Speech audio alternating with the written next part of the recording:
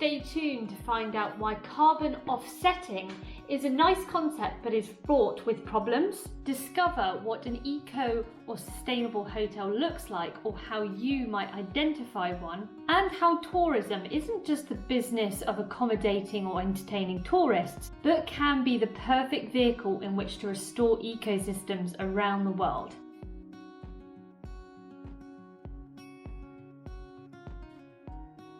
Hello, bonjour, guten tag, namaste, wherever you are in the world today, welcome. Thank you so much for joining me for episode 10 of Green Pages. I've just finished reading the book Sustainable Travel, The Essential Guide to Positive Impact Adventures by Holly Tuppen, with Booking.com reporting that 83% of people believe that sustainable travel is vital. This book is not only timely, it's relevant, and the pause that the pandemic gave us all has given us a chance to really think about how we travel and the impact of those travel experiences on those host communities and environments.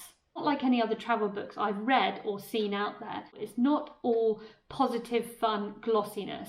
It is actually written incredibly well, in which Holly presents the complexities and challenges that travel brings to the host communities and the environments in which are impacted by tourists, and she navigates through those complexities really well.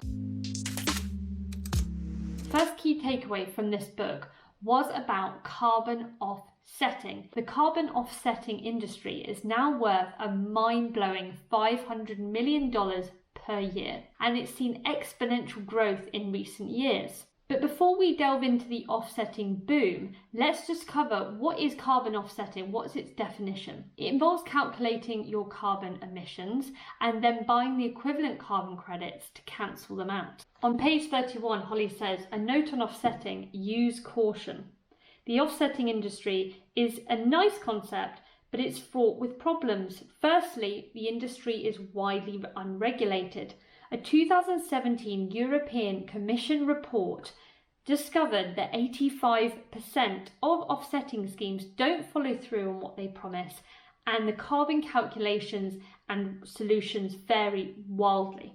One of the big reasons the offsetting industry is now booming is that it's a quick win, particularly for large corporates. Many of these companies have no intention at all of reducing emissions, and it's simply business as usual. An example that Holly uses in this book, which I think is a really powerful way of demonstrating how fraught with problems carbon offsetting can be, is you have Heathrow Airport that now plans to become carbon neutral by 2030. Sounds impressive. Even though it also plans to build a third runway that's going to be able to add an extra 265,000 flights a year, it is still able to say that it's going to become carbon neutral. If you are engaging in a carbon offsetting scheme or tree planting, ask how permanent the project is, whether it takes into consideration local needs, and whether it's been independently verified. The second key takeaway, how you might identify an eco hotel without having to get a degree in sustainable tourism or read countless books.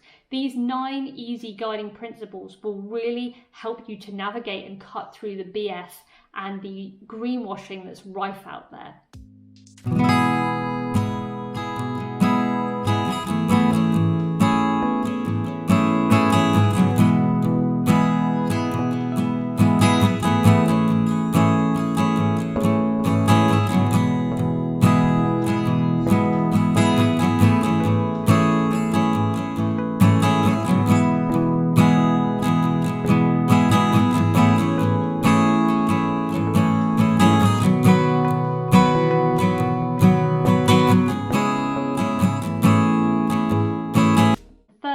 Final key takeaway from this book, Sustainable Travel, is how it really will open your mind to understanding how tourism can be used as a vehicle in which to restore ecosystems, as well as rewild land and sea, which is really at the heart of this movement. It's a realization that tourism isn't just the business of entertaining and accommodating tourists, but it can be used as a way to uplift the host as much as the visitor. I just want to touch on 2 examples that really lifted my heart and gave me huge hope for the travel industry, in which it can be used to help us restore the planet. So there's two. The first one was in Chile, and it was established by a pioneering conservationist, Christie, as Holly says here.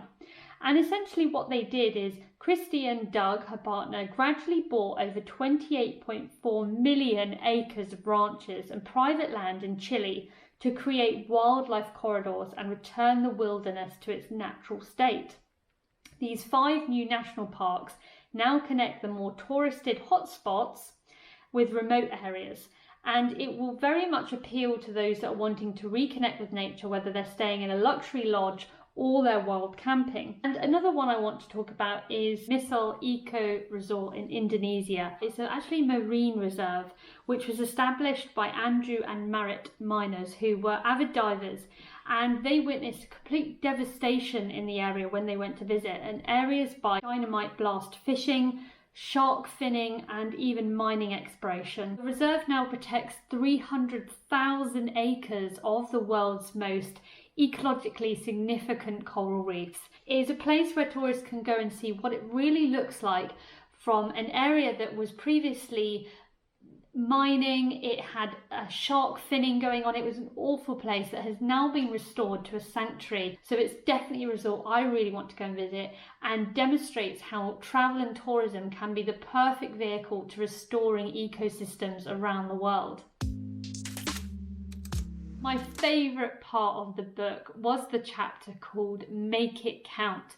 And this is really where the book comes into its own, because Holly has been around the world and back to find the creme de la creme, the genuine eco hotels with huge heart and soul, in which she shares her knowledge and understanding of these places and hopes to inspire you to select and choose more wisely about the hotel you choose, depending on whether you're going to Africa, Asia, traveling around Europe.